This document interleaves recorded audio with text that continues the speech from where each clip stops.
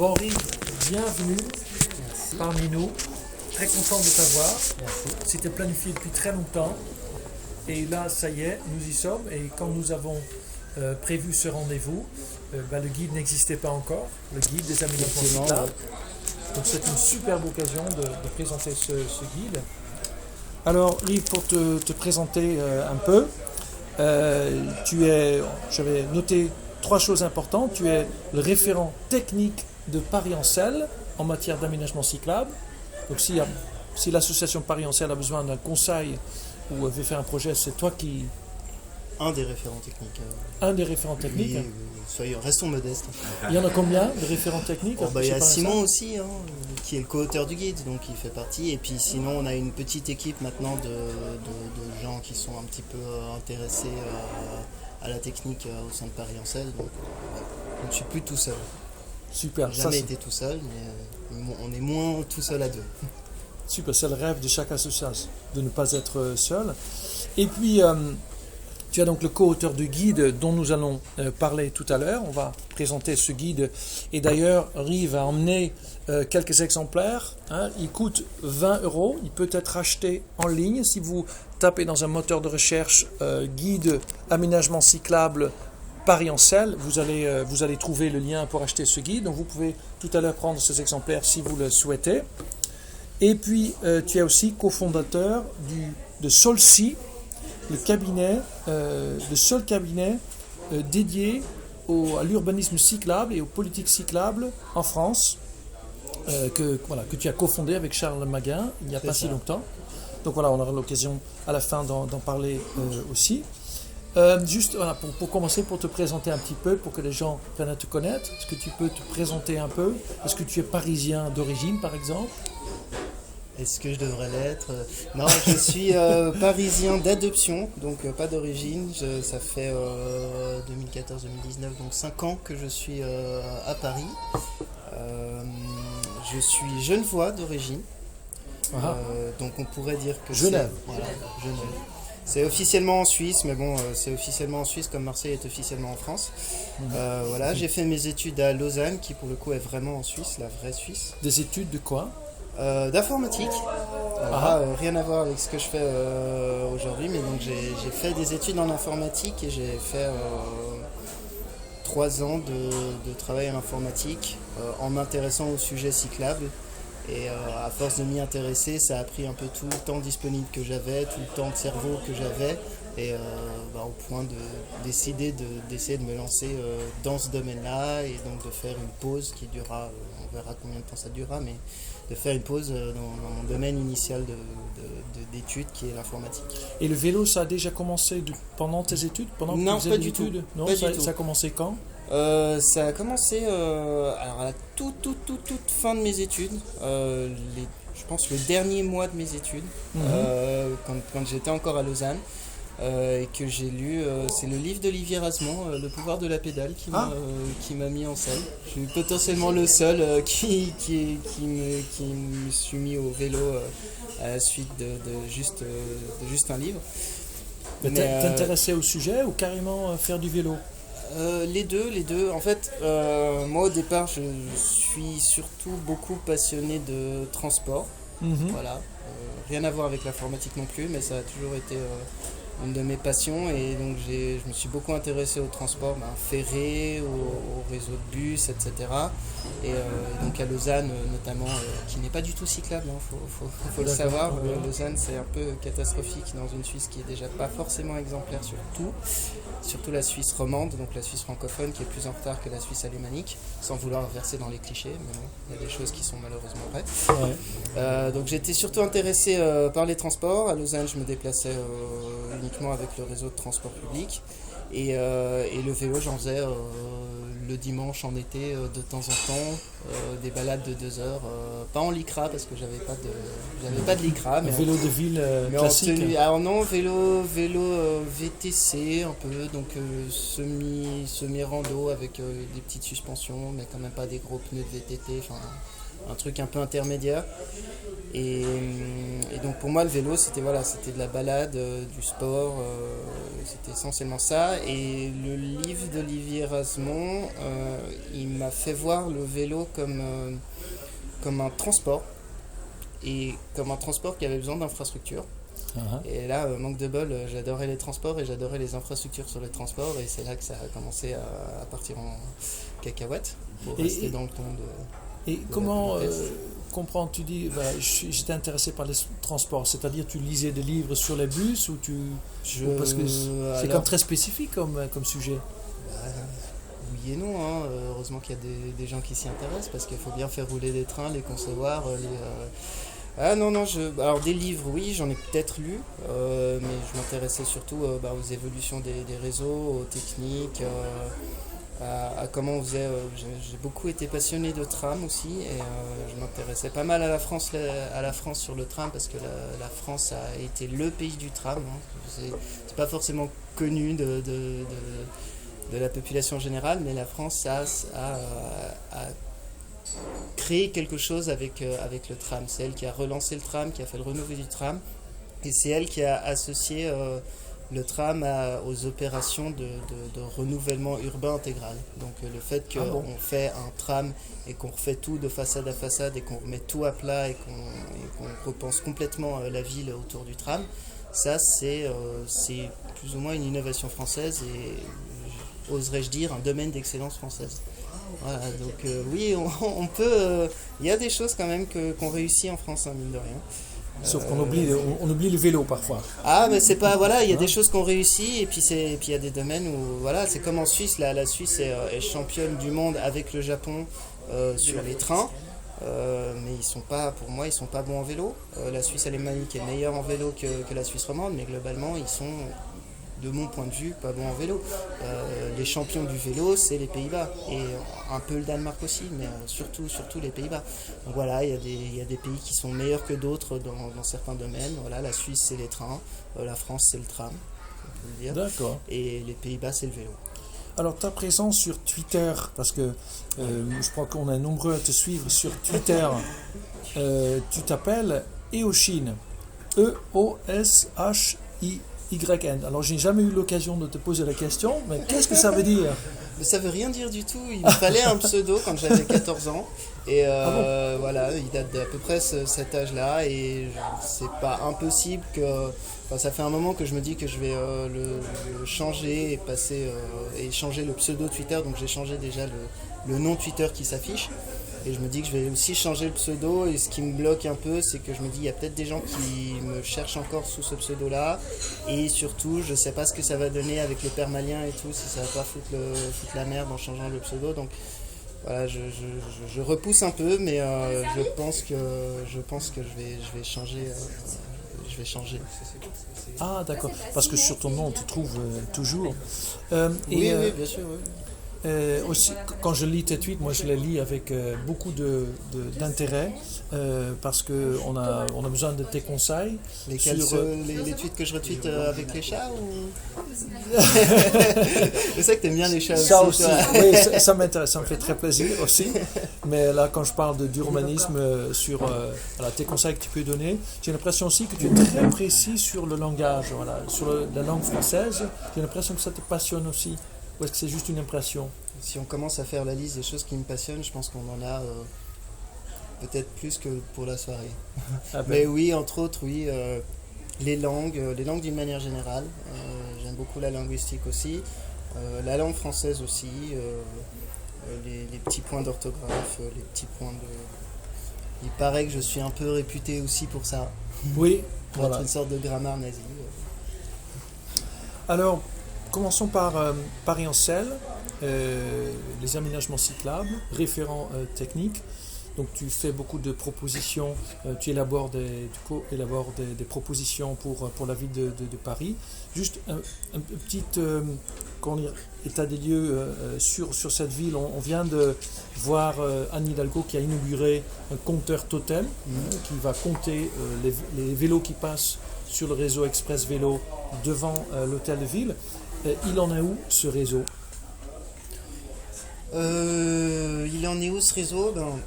Il y a des axes qui ont été abandonnés, notamment par opposition de la préfecture. Donc je pense notamment réseau express vélo sud entre Saint-Michel et le Général Leclerc. Donc ça c'est abandonné complètement. Il y a le réseau express vélo des quais hauts de la rive droite qui n'ont pas été faits. Voilà. Qui n'ont pas été faits. Alors il y a la partie piétonne en bas qui peut faire un substitut hors des heures de pointe, mais voilà, donc ça c'est abandonné. Sinon, le réseau express Est-Ouest, il est quasiment fini. Le Rivoli Rêve, il est quasiment terminé. Il manque juste une partie vers le Louvre. Les Champs-Élysées, étonnamment, ils sont presque terminés, mais ça ne sera pas terminé avant décembre. Voilà, donc je suppose qu'il y a des contraintes qui font que le petit bout qui manque, ça va mettre des plombs. La Grande Armée, c'est fait.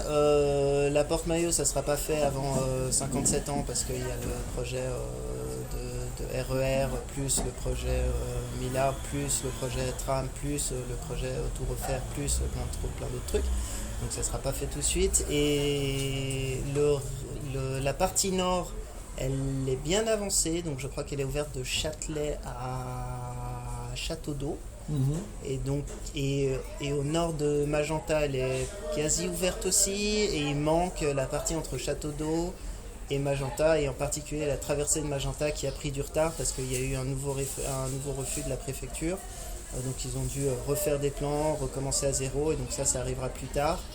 Et la partie devant la gare de l'Est, là je ne sais plus exactement où on en est, mais je crois que c'est aussi quasiment terminé. Il y a quand même beaucoup de trous encore, parce que c'est pas... Beaucoup de trous encore, mais là on commence déjà à avoir un réseau qui est vraiment utilisable. On a une boucle déjà, on a une boucle entre Nation, Voltaire, République, Turbigo, Sébasto, Rivoli, donc ça fait une petite boucle, et déjà rien que ça concentre une énorme quantité de cyclistes. Donc il y a plein de trajets qui sont devenus possibles et qui relient certains tronçons qui existaient déjà. Voltaire, ça relie Magenta qui existait, ça relie les contre-allées du cours de Vincennes qui était déjà assez pratiqué. Donc donc on a quand même un début de réseau, et on sent déjà qu'il y a un effet réseau. D'accord. Donc est-ce que l'évolution aujourd'hui en termes de nombre de cyclistes, est-ce que tu es content? Ça dépasse tes attentes ou... Ça me réjouit énormément. Après, c'est entre le subjectif et l'objectif, c'est pas toujours facile, parce chaque année on a l'impression qu'il y en a plus, et dans les chiffres c'est pas toujours aussi évident. Là ça semble l'être, donc apparemment en 2019 on a je crois du x2 sur Voltaire, on a du x1,5 sur d'autres axes, donc là apparemment du x2 dans combien de temps? Un an. Dans un an, alors sur Voltaire, alors c'est un pic, c'est pas la moyenne, donc je sais pas pour la moyenne, mais le pic il a fait x2 entre 2018 et 2019. Voilà. Et les autres points chauds, ou est-ce qu'il y a d'autres points chauds actuellement à Paris, ou est-ce que ce sont beaucoup de petits points qui se développent? Point chaud, alors le gros point chaud qu'on attend avec grande impatience, c'est Bastille, parce que Bastille c'est la convergence du Rivoli Rêve, c'est la convergence de Richard Lenoir, des vieilles pistes de Richard Lenoir, c'est la convergence des deux pistes bidirectionnelles de part et d'autre du bassin de l'Arsenal, qui draine beaucoup de vélos aussi, et c'est la convergence de Doménil qui a une piste qui se transforme un peu en voie bus à certains moments, mais c'est quand même une piste un peu circulée, et c'est la convergence du faubourg Saint-Antoine qui était un axe aussi, qui est l'axe entre la rue entre Bastille et Nation, donc qui est aussi très circulée. Et donc là on attend avec impatience Bastille, et moi j'attends personnellement avec impatience Faubourg Saint-Antoine, qui est en sens unique non ouvert au vélo durant les travaux, et qui fait faire pas mal de détours, et donc j'attends vivement que ça soit terminé. Et je pense que quand on aura débloqué Bastille, c'est vraiment un nœud, et on aura fait sauter un point noir majeur de Paris. Et quand on regarde le fonctionnement de ce groupe aménagement cyclable dans Paris-Ancel, si j'ai bien lu, tu as été actif là-dedans pendant 4 ans. Comment as-tu... Un peu moins probablement, parce que j'ai pas commencé dès que je suis arrivé à Paris. Mais... Mais donc voilà, quelques années. Comment as-tu vu évoluer le fonctionnement de ce groupe quand même très important pour l'association? Comment je l'ai vu évoluer? On a beaucoup affiné notre pensée sur le sujet. On a changé peut-être sur certains points. On a réussi à clarifier dans notre tête pourquoi certaines choses intuitivement on les trouvait mieux que d'autres. Donc c'est ce qu'on a entre autres formalisé dans notre guide, qu'on n'aurait pas pu écrire il y a 3 ans, parce que c'était pas du tout aussi clair dans notre tête. Donc on a fait j'ai vu ce travail d'évolution qui s'est fait aussi au fur et à mesure des projets qui nous ont été présentés par la ville de Paris, et des contraintes qu'on a vues de leur part. Donc il y a des contraintes qui sont... Il y a des vraies contraintes, et il y a des contraintes qui sont un peu moins défendables, et donc savoir aussi faire le tri entre ce qui est vraiment un obstacle physique ou de budget ou de choses comme ça, et puis des obstacles qui sont peut-être un peu plus... même pas forcément politiques. Des fois juste il y a des habitudes des fois, et le fait de changer les habitudes, ou de faire autrement que les habitudes, ou des doctrines, le fait qu'on n'a jamais fait comme ça, et donc pourquoi est-ce qu'on commencerait à faire comme ça, voilà, ça c'est un peu des mauvaises raisons entre guillemets. Et donc voilà, on a pu un peu se faufiler à travers tout ça, et donc voir un peu mieux comment marchaient les choses. Et si tu devais donner un conseil à d'autres associations qui eux aussi ont ce genre de comité ou sont en train d'en mettre en place, il y a des nouvelles associations qui se créent, quel conseil tu leur donnerais? Lisez notre guide. Ouais, je m'y attendais, celle-là. Ça sera fait. Sinon, conseil à donner.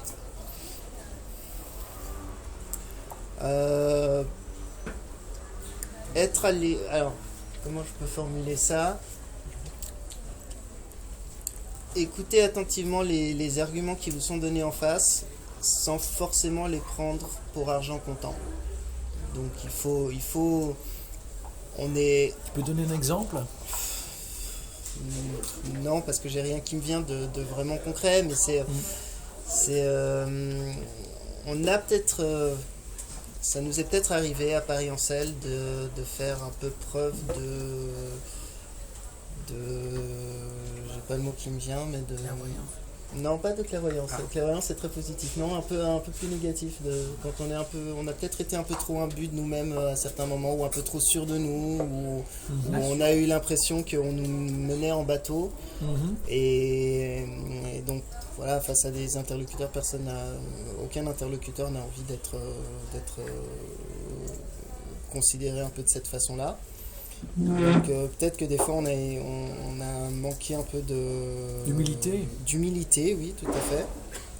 Et en même temps, je reste persuadé qu'à certains moments on nous a potentiellement mené quand même un peu en bateau sur certains points. Et donc, d'accord. Par exemple, j'ai pas d'exemple qui me viennent directement comme ça, mais quand on nous dit certaines choses sont pas possibles, et en fait un an après on se rend compte que c'est exactement ce qui a été fait, ou voilà, ce genre de choses. J'ai pas d'exemple concret là à vous donner, parce qu'il y en a aucun qui me vient immédiatement, mais je sais qu'on a eu des cas comme ça. Par exemple, le carrefour d'Alésia, typiquement il y a eu de l'argent qui a été dépensé, il n'y a aucun aménagement cyclable. J'ai l'impression qu'il y avait des choses qui existaient qui ont été détruites. Et aujourd'hui, qu'est-ce que vous en pensez? Alors, le carrefour d'Alésia, je ne me souviens plus à quoi il ressemblait avant, mais je crois que c'était pas fou. Ouais, Victoria Ellenbach. Devant l'église. Devant l'église. Le rond-point. Le 14e arrondissement. Ça a duré plusieurs mois les travaux. Oui. Aucun aménagement cyclable n'existe à ce jour, et il y en avait par le passé. Si, il y a une boucle. Je pense qu'ils n'ont pas fait les marquages. mais il y a une boucle cyclable il y a un anneau cyclable qui va être fait. Et il y a un point qui est assez intéressant dans ce que vous dites, c'est que si sans marquage vous vous rendez pas compte qu'il va y avoir un aménagement cyclable, c'est que déjà l'aménagement cyclable, à mon avis, il manque de lisibilité. Parce qu'à mon avis, on devrait se rendre compte qu'il y en a un sans qu'il y ait le moindre marquage. Donc oui, à Alésia, par exemple, c'était pas du tout dans les pratiques de la ville de Paris de faire des anneaux cyclables bidirectionnels autour des ronds-points. Donc on a beaucoup poussé pour que ça se fasse, et on a beaucoup poussé pour que l'implémentation soit faite autrement, de sorte à ce que ce soit naturel qu'on prenne cet anneau quand on y est confronté. Et on n'a pas réussi à obtenir tout ça, c'est-à-dire qu'on a obtenu un anneau cyclable, mais que, à mon avis, les entrées et les sorties de l'anneau ne sont pas intuitives et ne vont pas inciter certains cyclistes à prendre l'anneau. De la même façon qu'à la place Léon Blum, dans le 11e arrondissement, on a un anneau qui est pris un peu par opportunisme des fois pour faire du tourne à gauche ou parce que le feu est rouge, mais pour la plupart des cyclistes, on continue à passer au milieu des voitures, ce qui à mon avis démontre que l'anneau n'est pas totalement réussi. Et alors à Alésia, je crains encore plus quelque chose, c'est que comme la piste du général Leclerc ne se fera pas pour cause de refus de la préfecture, en fait on n'aura pas de piste qui atterrira sur Alésia. Donc les quelques cyclistes qui resteront sur cet axe. Il y en a une qui vient de la petite rue latérale là. Ah oui. Alors oui, il y a tout d'un coup, elle s'arrête et on est en sens interdit par rapport aux voitures qui arrivent du carrefour. Alors il y aura. Et c'est très étrange parce qu'on arrive dans un sens et toutes les voitures arrivent comme ça. On arrive en sens interdit en fait. En principe, il y aura. Alors en principe, il y aura. Il est censé y avoir quelque chose qui reliera ce bout de piste à voilà. Oui. Mais la grosse piste qui devait alimenter tout ça, c'était celle du général Leclerc, et elle ne se fera pas. Donc en fait, les cyclistes qui vont continuer à aller sur le général Leclerc, c'est ceux qui sont un peu aguerris. Et ceux qui sont un peu aguerris, je ne vois pas pourquoi est-ce qu'ils prendraient l'anneau, sauf à faire du tourne à gauche. Et donc je me dis, il y a un risque que l'anneau ne soit pas du tout utilisé et que du coup il décrédibilise cet aménagement. Et ça, c'est toujours un peu la crainte des aménagements qui vont pas jusqu'au bout. C'est que ça peut décrédibiliser un type d'aménagement qui en fait serait bien s'il était bien fait. Donc comment fait, donc je voulais juste commencer par le guide pour aborder le guide. À qui se destine ce guide? Est-ce que c'est les politiques? Est-ce que c'est les associations? C'est les citoyens? C'est tous ceux qui ont envie de le lire. Ouais.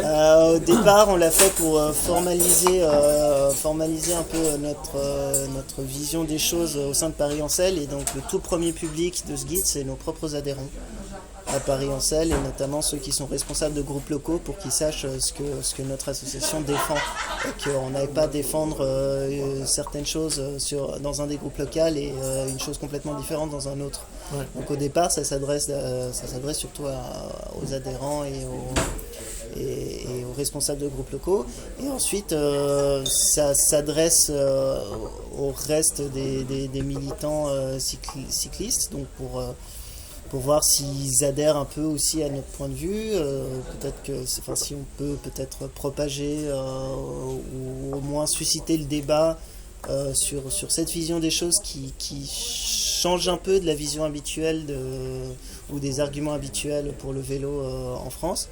Et puis ensuite, oui, ça peut s'adresser aux politiques aussi, notamment à ceux de la ville de Paris, pour qu'ils sachent quelles sont nos revendications. Ça peut s'adresser aux techniciens aussi, pour qu'ils puissent confronter leur réalité avec nos revendications aussi, quitte à nous dire que certaines choses ne sont pas réalisables pour une raison ou pour une autre. Ça peut s'adresser à des architectes et à des urbanistes qui sont très souvent amenés à faire des aménagements cyclables alors que c'est pas forcément leur domaine, parce que c'est eux qui refont souvent les espaces publics. Quand il y a des gros projets, c'est des architectes et des urbanistes, et eux ils sont là pour faire des espaces publics de qualité. Et ils savent pas forcément, sans être de mauvaise volonté du tout, juste qu'ils savent pas forcément comment bien faire des aménagements cyclables. Et donc à défaut peut-être de référence là-dessus, ils prennent un peu ce que les précédents aménagements ont fait, et c'est notamment comme ça que tous les projets tram en France, on retrouve à peu près le même type de pistes sur trottoir plus ou moins fonctionnelles, plutôt moins que plus en général, parce que je suppose que derrière on a des urbanistes de bonne volonté qui se demandent comment bien faire et qui regardent ce que les précédents ont fait et qui reprennent un peu sans forcément qu'ils aient été confrontés à ce que demandaient vraiment les militants vélo. Effectivement, dans le guide, c'est vrai que j'ai pas pu le lire, mais j'ai pu le feuilleter. C'est que vous ne regardez pas que en France, mais aussi aux Pays-Bas. Là, j'étais bien sûr très content de voir ça. On regarde surtout aux Pays-Bas. Ouais. Où est-ce que tu as trouvé tes inspirations? Est-ce que tu peux nous raconter ça? Comment tu te documentes? Comment tu t'inspires? C'est énormément de temps passé / perdu sur Twitter. Beaucoup de temps passé sur les réseaux sociaux où il y a une très forte communauté cycliste et pas seulement francophone, aussi anglophone, avec des blogs spécialisés en anglais, donc Bicycle Dutch, View from the Cycle Path, des blogs comme ça qui sont assez connus pour ça et qui donnent un peu les pratiques qui sont faites aux Pays-Bas, parce que les Néerlandais sont très bons à faire des aménagements cyclables et beaucoup moins à les vendre à l'extérieur ou à les faire connaître. Donc c'est toi qui le fais. Toi aussi. Mais voilà, c'est le coup de force par exemple des Copenhaguois, c'est d'avoir réussi à faire passer Copenhague pour la référence mondiale. Ça se défend, hein, mais à mon avis c'est en tout cas pas la seule référence mondiale, mais dans le monde ils ont réussi à vendre ça comme étant le blueprint international du vélo, alors que les Pays-Bas, il y a quand même beaucoup de choses à prendre là-bas à mon avis. Et là ils commencent à se rendre compte qu'il y a une demande, mais pendant 40 ans ils ont fait des aménagements dans leur coin d'une très bonne qualité et sans jamais se dire que ça pouvait intéresser d'autres personnes ailleurs. Donc voilà comment je me documente, et ensuite il y a du temps passé sur Google Street View aussi, qui est un formidable outil. Donc ça c'était pas mal Simon Labouret qui est très bon là-dessus et qui est capable de trouver le coin où il y a un aménagement qui illustre parfaitement ce qu'on a dit dans le guide. Il arrive même à trouver des captures Street View où il y a le feu qui est dans le bon état pour illustrer ce qu'on voulait dire. Wow. Je trouve ça fantastique, moi. Il a un peu plus de patience que moi là-dessus. Et puis ensuite, oui, je prends énormément de photos de partout où je passe. Ouais. Donc il y a beaucoup, j'ai des gigas de photos sur mon téléphone qui sont pas du tout triées, qui n'est pas forcément facile toujours à voir, mais des fois quand je suis confronté à quelque chose que j'ai envie d'illustrer, je dis ah mais oui, mais je suis passé par là, oui je me souviens de ce truc, je pense que je vais prendre une photo, et j'arrive à chercher à retrouver la photo et qui illustre un peu ce que j'ai envie de dire. Dans une photo, juste pour ceux et celles qui ne voient pas le guide, il est pas super épais, donc ça c'est vraiment, il est comme on dit, accessible, c'est pas le pavé qui va vous décourager, hein. Il y a 140 pages à peu près. 144, il y a beaucoup de photos, c'est très agréable, c'est très aéré, donc ça donne très envie de le lire. Juste un petit détail, j'ai vu qu'il est édité sous le, comment ça s'appelle, le Creative Commons. Oui, voilà. licence Creative Commons. Qu'est-ce que ça veut dire? Globalement, ça veut dire que vous pouvez, pour ce qui est du texte, vous pouvez le partager très facilement sur Internet si vous en avez besoin, ou pour votre propre utilisation, si vous en avez besoin face à vos interlocuteurs, vous pouvez prendre le texte et le reproduire. Et j'ai mis une deuxième licence pour les schémas. Donc les schémas sont dans une licence qui est encore un peu plus ouverte. Donc vous pouvez reprendre les schémas et les modifier. Voilà, si vous avez envie de prendre mes schémas pour en faire un canevas et puis pour illustrer quelque chose vous-même en bidouillant dessus, j'ai pas voulu faire une licence qui l'interdit. Donc j'ai un peu cherché et j'ai mis une licence qui autorise de faire ça. Merci beaucoup. Voilà, servez-vous-en. Ça c'est un peu un livre en open source. Voilà, C'est un livre peu un open livre source. en open source. Bon, c'est peut-être pas open source à ce point-là, mais oui, on l'a voulu un peu. Alors, je voulais te proposer enfin, juste regarder la préface. C'est toujours un moment le préface. La préface, merci. Juste pour te demander de commenter quelques phrases que j'ai lues dedans. Il est signé par Charles Maguin, le président de Paris Ancel, l'association qui édite ce guide. La préface, c'est un statement contre la politique des petits pas, bien connu de beaucoup d'associations. Voilà. Donc, il explique la préface en disant beaucoup de gens disent que ce serait irréaliste de faire comme les Pays-Bas ou le Danemark, qui sont déjà très loin, car il y a beaucoup moins de vélos en France. Mais, explique la préface, c'est justement à cause de ces petits pas qu'on a du mal à augmenter la pratique du vélo en France. Donc, il faut une vision ambitieuse. Et là, je cite une phrase que j'ai bien aimée. Alors, la Chine, pour rattraper et dépasser l'Europe, ne perd pas son temps à copier le Minitel ou le Concorde. Ça, c'est pas mal. Donc, qu'est-ce que vous proposez en tant que autre politique des petits pas, mais qui soit à la fois ambitieuse et possible et réaliste? Déjà, moi, à titre personnel, ce que je voudrais, c'est qu'on parte directement sur l'état de l'art en matière d'aménagement. En matière d'aménagement, oui. Qu'on évite de reproduire des aménagements qui ont été écartés dans les pays qui ont fait l'expérience, qui ont été écartés depuis un petit moment déjà. Et donc c'est un peu la comparaison qui est faite avec le Minitel. Le Minitel, c'est une technologie qui est complètement obsolète et si on doit recopier Internet, on passe pas par le Minitel dans un premier temps, on va directement à l'Internet mondial tel qu'il existe aujourd'hui. C'est un peu la même chose avec les trams. Quand on fait un tram,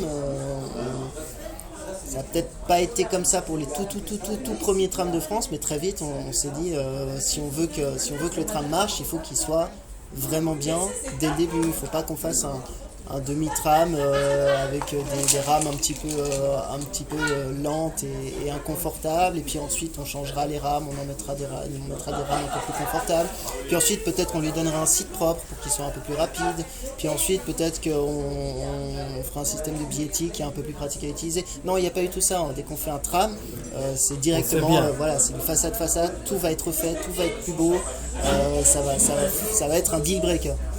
Et voilà, ce serait pas mal que pour les aménagements cyclables, on ait aussi quelque chose comme ça, qu'on se dise pas on va faire des petits trucs et puis ça sera peut-être interrompu pendant 5 ans, mais après dans 5 ans on a un autre projet à ce qu'on-là et puis on améliorera un peu les choses et puis en attendant, on fera des sas et ça se passera bien. Et du coup, qu'est-ce que ça veut dire parce que j'ai lu, la préface l'explique un petit peu en disant qu'il faut prévoir dès le début qu'on va accueillir beaucoup de cyclistes. Est-ce qu'on parle de largeur de piste ou est-ce qu'on parle d'autre chose On parle beaucoup de largeur de piste. Quand on fait je reprends encore une fois les aménagements tram qui souvent viennent avec des aménagements vélo, c'est des très gros budgets, c'est des très très gros budgets, et donc une fois qu'on a refait une avenue pour un tram par exemple, on ne va pas la refaire avant 10 ans, 20 ans. Et donc si on a mal dimensionné les choses au départ, on en a pour 20 ans d'aménagements qui sont mal dimensionnés.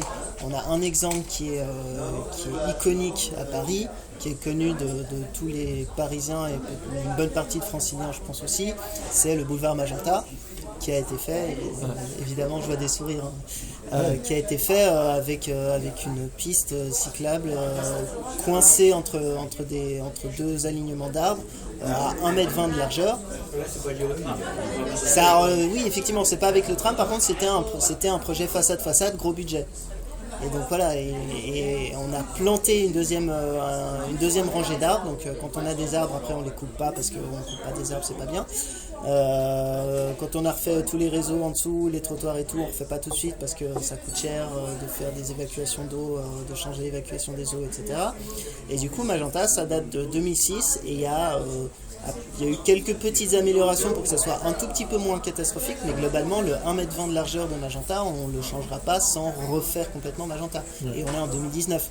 Donc de 2006 à 2019, et on en a encore pour un petit moment, on se tape un aménagement complètement sous-dimensionné. Et c'est pareil avec les maréchaux sud, où on a fait un aménagement qui est assez dysfonctionnel, et où on a quelques petits correctifs. Aujourd'hui, en 2019, on a quelques petits correctifs, mais il faudrait refaire un peu plus fondamentalement les choses. Et aujourd'hui, on l'a, la technique, on la connaît, il suffit d'aller... On peut aller s'inspirer, regarder et étudier ce qui se fait aux Pays-Bas pour savoir comment faire les choses bien dès le début. Et aujourd'hui, on ne le fait pas. Ça m'amène à une autre question. Tu dis, regardons les Pays-Bas, essayons de transposer ce qui est transposable. Là, le texte dit quelque part, voilà, j'ai la phrase qui dit, bien sûr, tout n'est pas directement transposable, mais nous avons beaucoup à apprendre de ces modèles étrangers. Qu'est-ce qui n'est pas transposable, ce qui fonctionne aux Pays-Bas, ici en France? La question, elle ne se pose pas comme ça. Est-ce qu'il y a des gens qui vont manger peut-être? Ouais. Il y a une petite interruption parce qu'on a les menus qui nous arrivent. Interruption sur le terrain, interruption sur le terrain. Merci.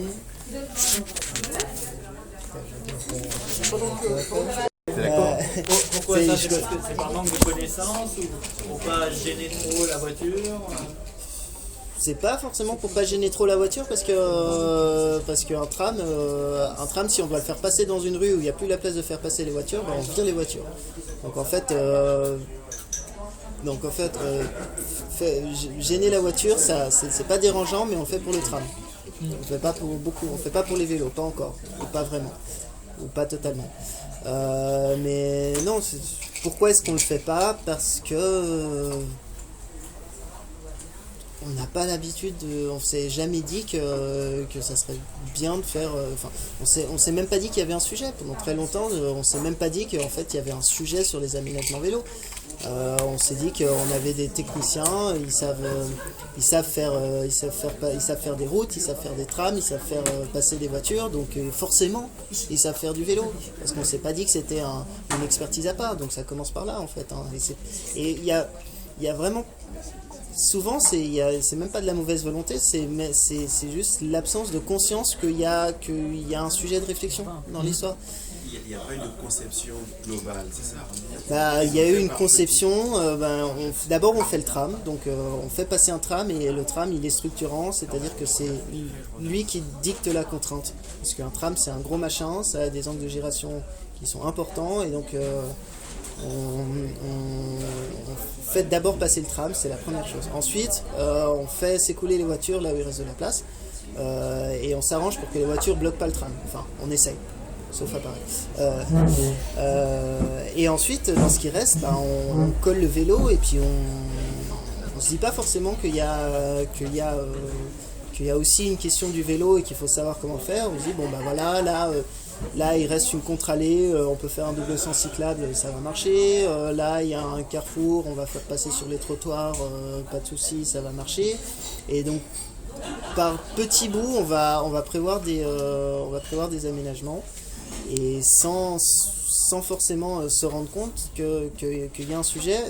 D'autant plus qu'il n'y a pas, à mon avis, il y a très peu en France de références sur le sujet. Il y a bien le CEREMA, mais le CEREMA, c'est... Mais justement, je voulais te poser une question par rapport au CEREMA. Peut-être qu'on n'a pas encore répondu à la question précédente. Oui, c'est vrai que voilà. Parce mais d'abord, choisir à manger. Alors du coup, on peut repasser à la question. Donc, qu'est-ce qui n'est pas transposable, et tu as dit cette question se pose différemment. Oui, cette question, en fait, on pourrait presque copier-coller les Pays-Bas. Il y a assez peu d'obstacles. Moi, je dirais il y a peut-être certains obstacles de type urbain qui sont que les Pays-Bas n'ont pas tout à fait construit les villes comme on les a construits dans l'Europe du Sud, si tant est qu'on puisse considérer que la France est déjà l'Europe du Sud, mais c'est déjà des constructions un peu plus latines, et notamment des choses comme la place de l'Étoile ou des machins où il y a 13 avenues qui convergent dans une seule et même place. Ça, c'est quelque chose qu'on a adoré faire. Oui, alors j'ai dit 13 complètement au hasard, mais du coup je suis surpris d'apprendre que j'étais pas si loin. Donc ok, 12, très bien. 12, ouais. Bah oui, voilà, il y a une question de symétrie, voilà, donc il y a... Voilà, donc oui, effectivement, 12 avenues, mais je prends la place de l'Étoile, mais en fait il y en a plein. À la limite, la place de l'Étoile est même pas si difficile parce qu'elle est tellement surdimensionnée qu'on peut faire des choses. Par contre, il y a d'autres plus petits carrefours à Paris où il y a beaucoup de rues qui convergent, et quand on regarde comme elles sont construites les villes aux Pays-Bas, c'est vrai qu'il y en a beaucoup moins. Donc c'est un problème qu'ils ont moins et qu'ils n'ont pas forcément eu à résoudre, c'est quand on a plus que 4 branches à un carrefour.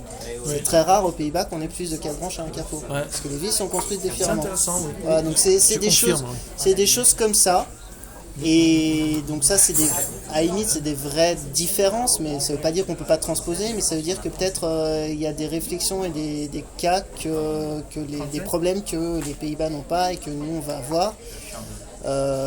Voilà. Ensuite, les autres obstacles qui empêchent la transposition, c'est plus des obstacles de type culturel. Notamment, il y a quelque chose que j'ai pas mal remarqué, c'est partout dans le monde, chaque commune a sa propre fierté, sa propre identité sur certains éléments. Donc, par exemple, en France, les bouches d'égout, il y en a une différente par commune. Voilà, donc voilà, si vous ne le saviez pas, les bouches d'égout, il y en a qui sont très très décorées, c'est des choses qui sont...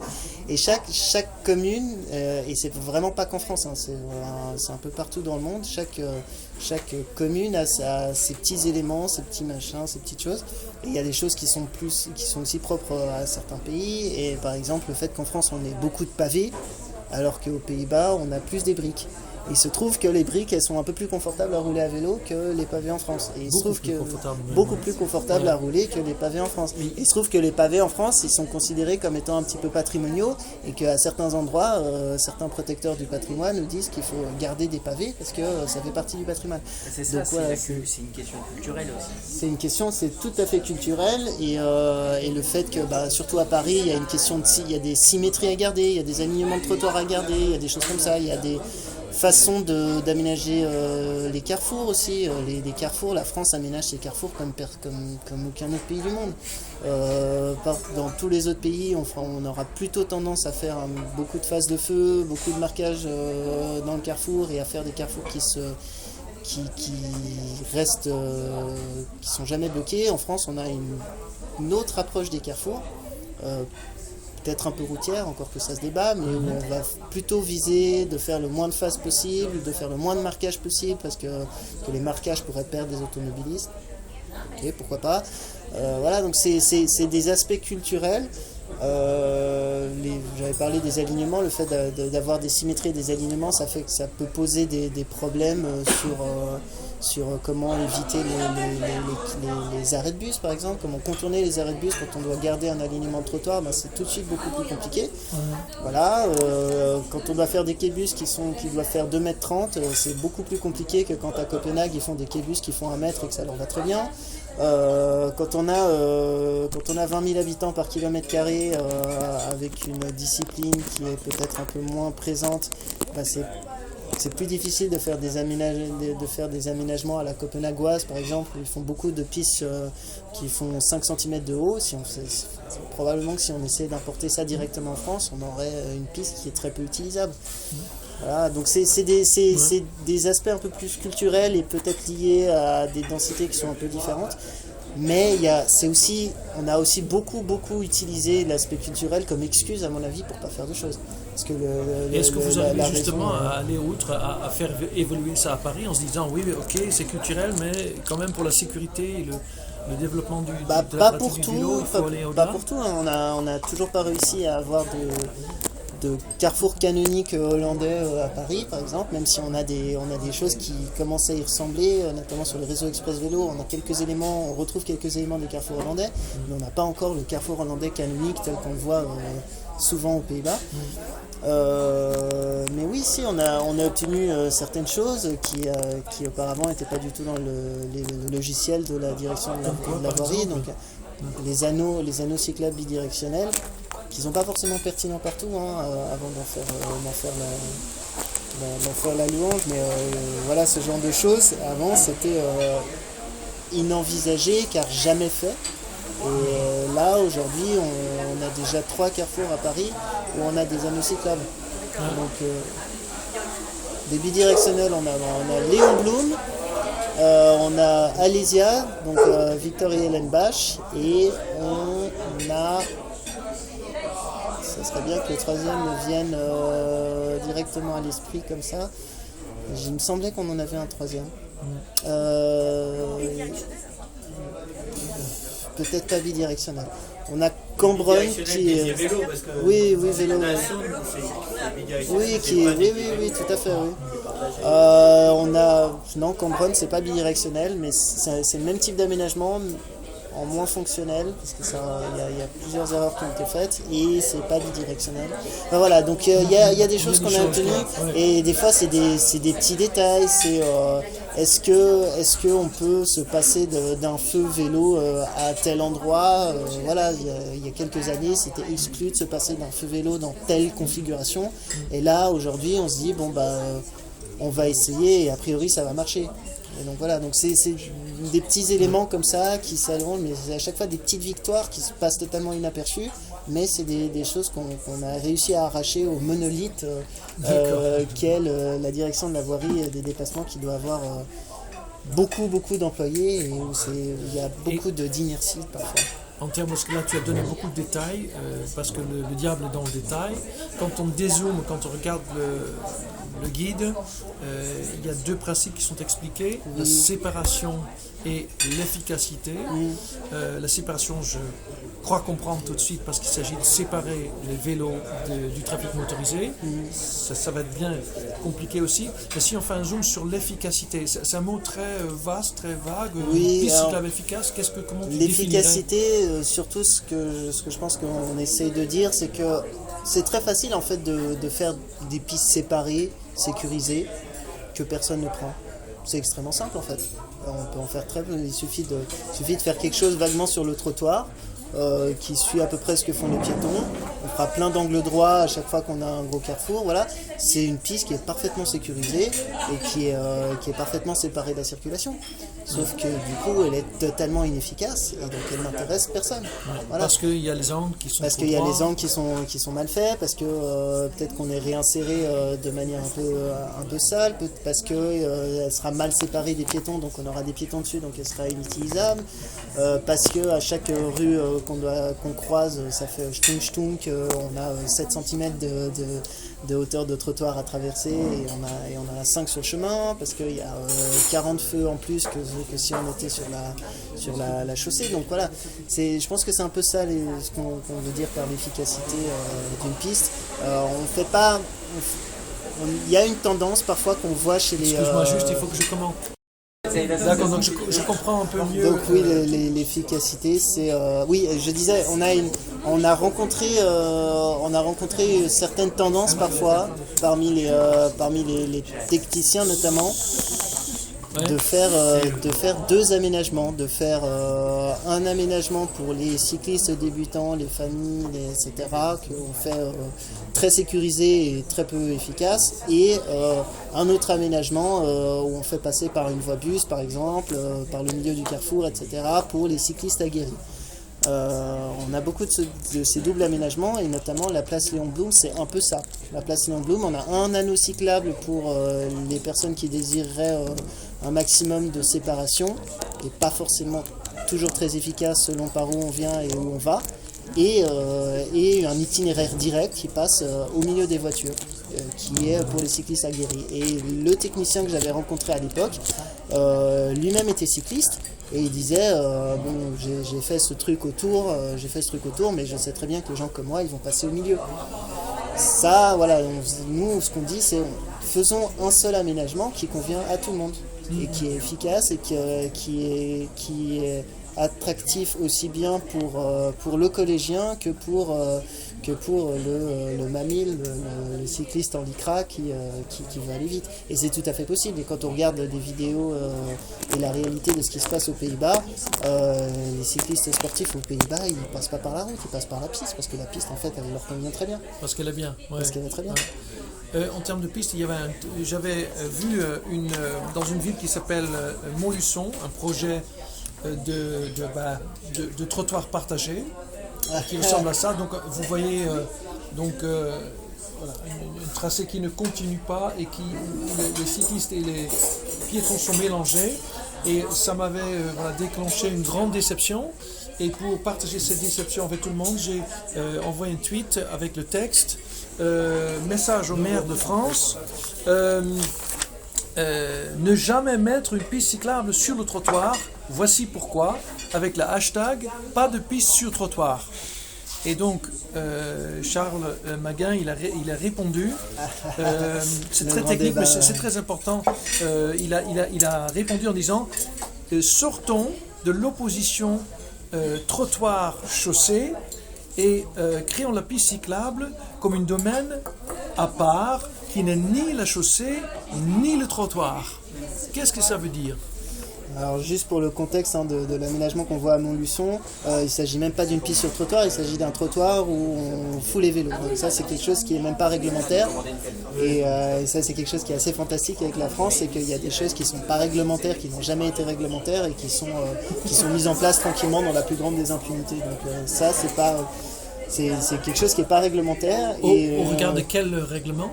Au regard du règlement qui dit que les vélos n'ont pas le droit de rouler sur des trottoirs et que il n'y a que 2 cas de figure en France où on peut mélanger des piétons et des vélos, c'est la voie verte et l'aire piétonne.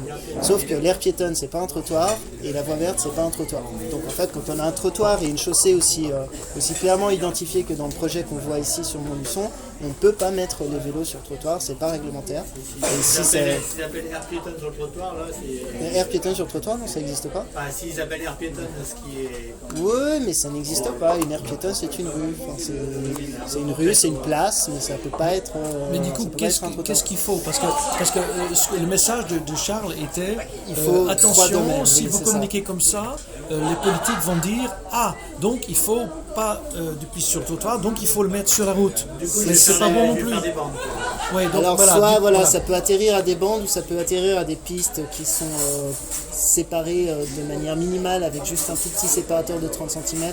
Ce qui peut être satisfaisant, mais des fois on peut avoir beaucoup plus de séparation et en fait à vélo plus on a de séparation mieux c'est quand même. Donc oui, en fait, on a une grille de lecture très française qui est piste sur trottoir, piste sur chaussée. Et le problème, c'est que piste sur trottoir, c'est une sorte de pack qui vient donc avec un type d'implantation, un type d'implémentation, un type de où est-ce qu'on fait passer la piste, comment est-ce qu'on la matérialise. Et la piste sur chaussée, c'est un autre pack qui vient aussi ensemble, donc où est-ce qu'on la met, comment on la sépare, etc. Et la piste idéale, en fait, quand on regarde les pistes telles qu'elles sont faites aux Pays-Bas, elles prennent des éléments aussi bien de la piste sur trottoir que de la piste sur chaussée. Je reprends par exemple l'exemple du carrefour hollandais. Quand on fait des pistes en suivant le paradigme piste sur trottoir, on a quelque chose qui est pas forcément très loin d'un carrefour hollandais. Et notamment Strasbourg qui a fait que des pistes sur trottoir, quand on regarde leur carrefour, on a vaguement, alors il y a plein d'éléments qui manquent, on est d'accord, et notamment il y a des histoires d'efficacité qui peuvent manquer, mais on est sur on reconnaît un petit peu le schéma du carrefour hollandais. D'accord. Et par contre, par opposition, quand on fait des pistes sur chaussée, ça vient presque systématiquement avec des carrefours nus où on n'a rien du tout et au plein milieu du carrefour on dit allez-y, démerdez-vous, gérez votre tourne à gauche comme vous pouvez, éventuellement si vous arrivez au feu rouge vous aurez peut-être un sas pour vous aider à supposer qu'il soit libre. Voilà, et donc nous on se dit si on reste dans cette grille de lecture piste sur trottoir, piste sur chaussée, on va jamais réussir à trouver la bonne combinaison. Et donc nous on propose une autre grille de lecture qui est implémentation. Donc l'implantation c'est où est-ce qu'on fait passer la piste géographiquement. Alors géographiquement, en vue de haut, où est-ce qu'on met les vélos, quelle trajectoire on leur fait faire, comment est-ce qu'on répartit l'espace. Ça c'est l'implantation. Et ensuite il y a une deuxième question qui est l'implémentation, c'est-à-dire à quelle hauteur on fait la piste, comment on la sépare des piétons, comment est-ce qu'on gère les carrefours, les petits carrefours, voilà. Donc ça c'est l'implémentation.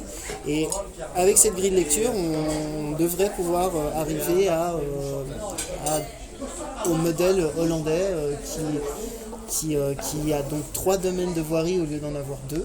Donc au lieu d'avoir chaussée, trottoir, où du coup la piste elle va forcément manger l'un ou l'autre, on va avoir 3 domaines qui sont chaussée, piste et trottoir. Et c'est ça qu'on va bien lire dans le guide.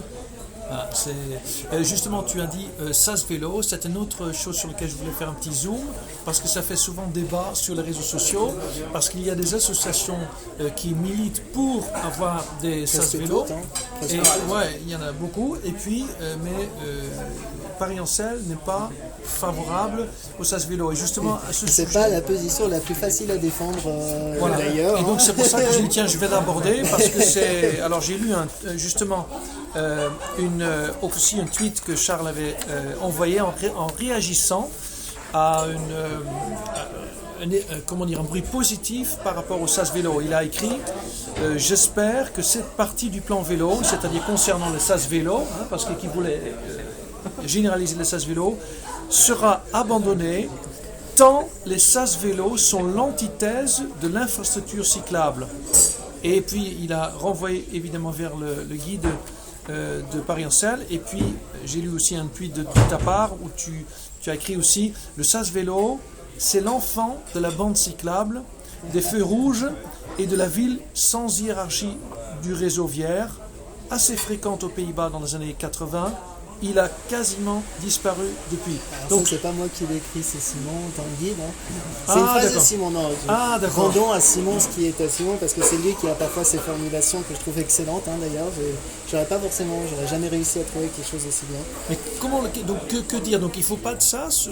Pourquoi? Qu'est-ce qu'il faut à la place? Oui, non, c'est pas forcément la position la plus consensuelle de Paris-Ancel. D'ailleurs, elle a fait beaucoup de débats, elle nous a tiré beaucoup de réactions négatives, entre autres parce que expliquer pourquoi est-ce qu'on n'est pas forcément en faveur des SAS, ça prend du temps. Donc il faut remettre un petit peu le SAS dans son contexte de où ça vient, pourquoi on en a fait. Au départ, le SAS, quand il a été conçu, c'était une solution pour tourner à gauche. Au départ, le SAS, il sert à ça. Après, on en a fait d'autres utilisations, et notamment Copenhague, on a une utilisation qui n'a rien à voir avec ça. Copenhague fait des SAS pour faire de la capacité de stockage. Ok. Autre utilisation. Capacité de stockage, c'est ils ont une piste, ils ont des centaines de vélos qui arrivent et ils doivent les faire en sorte qu'ils ne s'encolonnent pas. Donc ils font des grands SAS pour que les vélos puissent se répartir et être plus en pack. Et donc, quand le feu est vert, il y a plus de vélos qui passent au vert que s'ils étaient restés tous sur la piste. Donc, Copenhague utilise le SAS parfois, très rarement, pour faire ça. Et c'est une utilisation qui est complètement différente de son objet de départ. L'objet de départ du SAS, quand il a été inventé dans les années je sais pas quand, il y a longtemps, c'est tourne à gauche. C'est faire une solution de tourne à gauche. Et le tourne à gauche, on sait faire mieux. On sait avec le carrefour hollandais, quand je dis qu'on sait, ça ne veut pas dire qu'on l'a fait, ça veut dire qu'un pays, quelque part dans le monde, sait le faire. Et on a une solution de tourne à gauche aux Pays-Bas qui est beaucoup plus utilisable, beaucoup plus intuitive, beaucoup plus séparée et beaucoup plus pratique que le SAS. Et donc les Pays-Bas, Ils ont fait le SAS, ils ont testé le SAS, ensuite ils ont trouvé mieux. Ils ont lâché le SAS, ils ont abandonné le SAS. C'est un peu, voilà, on a fait le Minitel, c'était bien. Ouais.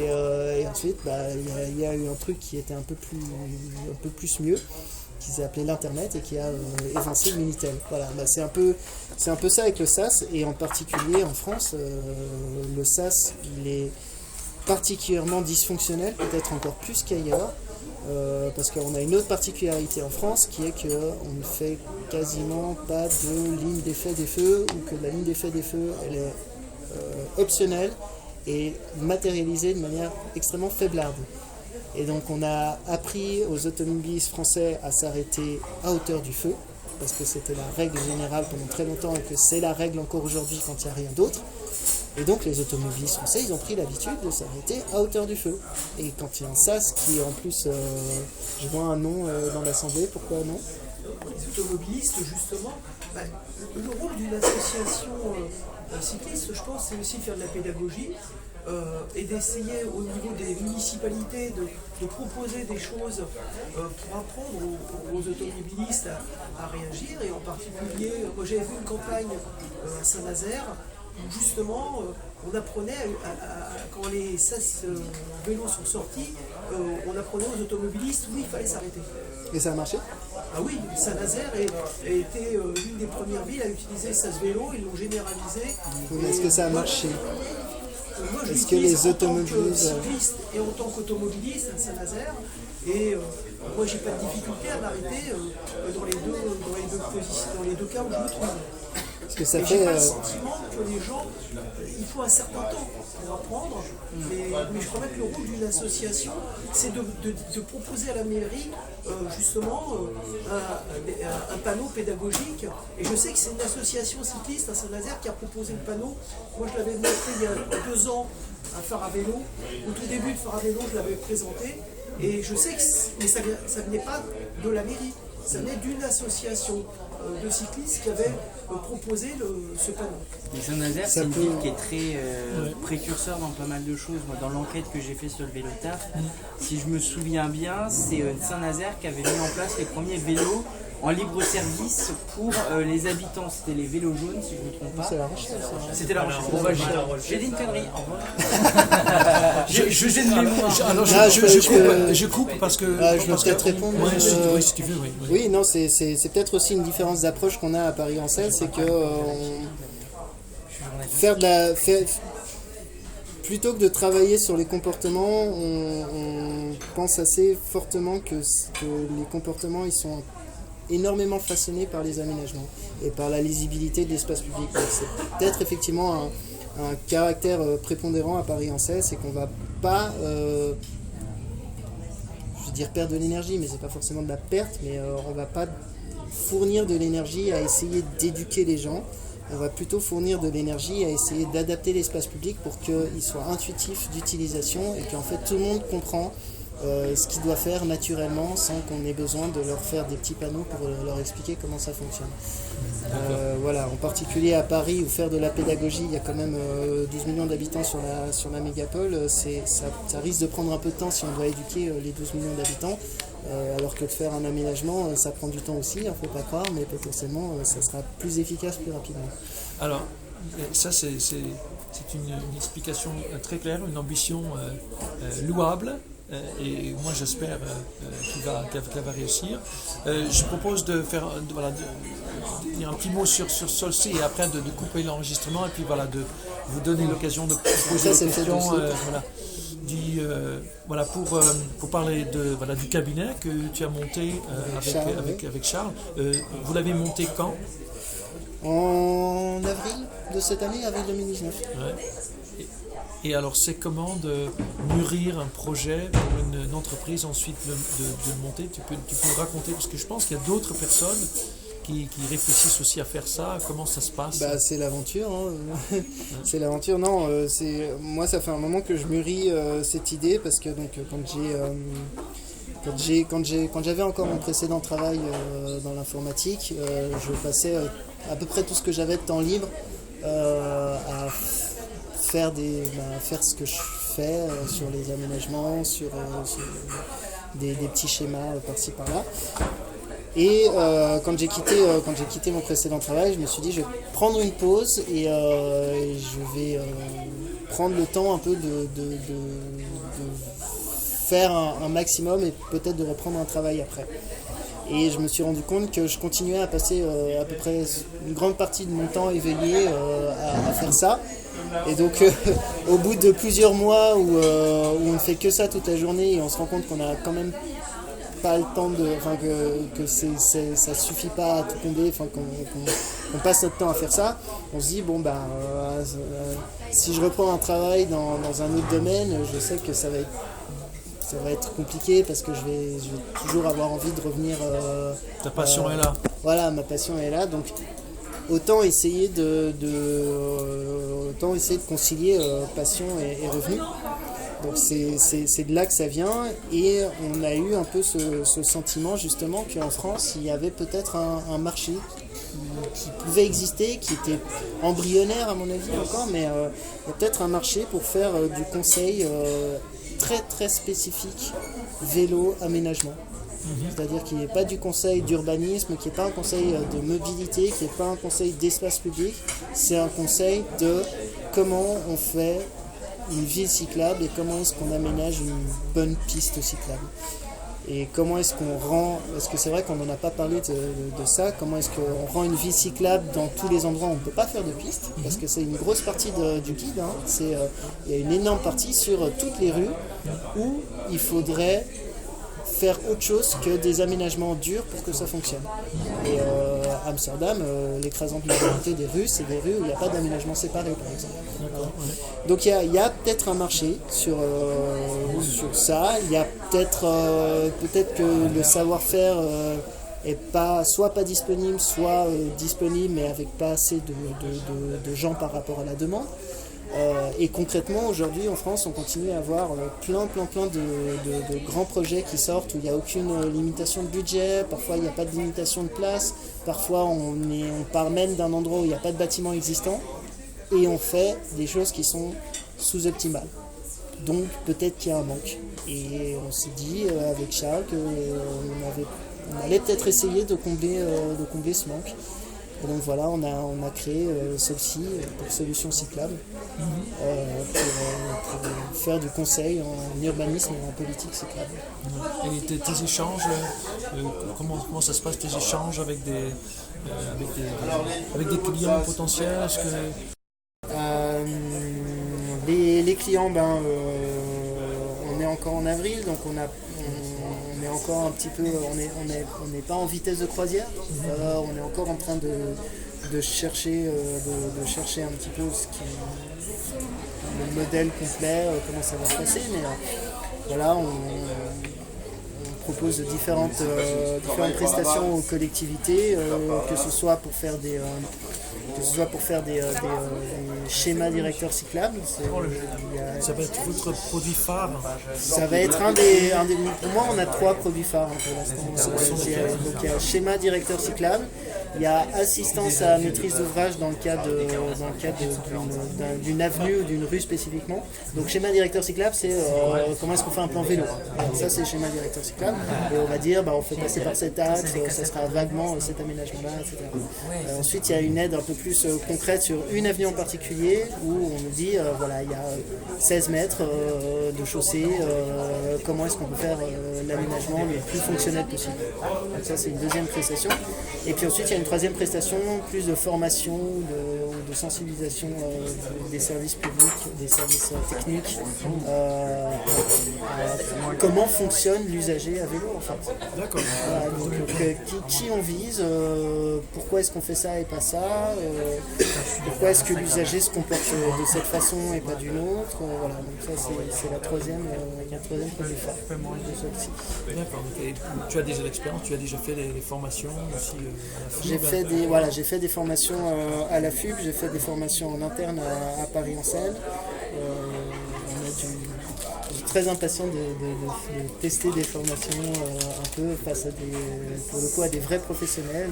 Je pense qu'en plus je vais avoir un retour direct Donc ça sera probablement très intéressant et pour l'instant on n'a pas encore fait, mais on en prépare une là, je suis en train de préparer une formation à destination des professionnels et j'espère qu'elle rencontrera un petit succès parce qu'en plus j'ai plein de matériel de formation que j'ai très envie d'utiliser. Et voilà. J'imagine. C'est le premier bureau de conseil qui dédié uniquement au vélo en France, c'est quand même pas rien. Oui, on peut dire ça. Oui. Il y a d'autres, il y a quand même d'autres bureaux qui existent et qui font du conseil vélo, mais c'est souvent effectivement des bureaux qui sont plus généralistes et voilà, par exemple. Indigo est un bureau de conseil aux collectivités et ils ont une équipe vélo, mais Indigo fait du conseil dans plein de domaines. Ils font du conseil en transport, ils font du conseil probablement en gestion des ressources. Voilà. On est peut-être effectivement le premier à s'intéresser, à être aussi spécifique, à être vraiment aussi spécifique sur le vélo en tant que moyen de transport. Pas en tant que sport, et les aménagements autour du vélo. Et quand tu regardes d'autres pays, est-ce que c'est parce qu'en France, donc, il y en a un, comment ça se passe dans les pays autour? Je sais qu'aux Pays-Bas, il y en a plusieurs, oui, voilà, mais est-ce que c'est si rare que ça? Moi j'étais frappé par ça. Et en France, oui, j'ai l'impression, oui, en France, et même dans le monde. Honnêtement, dans le monde, il y a Copenhagen Ice qui est très connu pour ça. Ils ont vraiment bien réussi. Et c'est notamment, à mon avis, grâce à Copenhagen Ice que Copenhague est à ce point une référence dans le monde. Aux Pays-Bas, il y a différents bureaux qui sont réunis au sein de la Dutch Cycling Embassy. Voilà, mais effectivement, dans les autres pays, alors plein de pays que je ne connais pas très bien, je ne sais pas ce qui existe en Allemagne, etc. Mais dans les pays francophones, spécialistes vélo comme ça à ce point-là, j'ai pas eu le sentiment qu'il y avait énormément d'offres pour l'instant. Voilà. Bon, bienvenue au monde, Solcy. Merci. Et merci beaucoup pour ce bel échange. Il y a une Merci belle salade, de grand plaisir. Merci. Merci au public.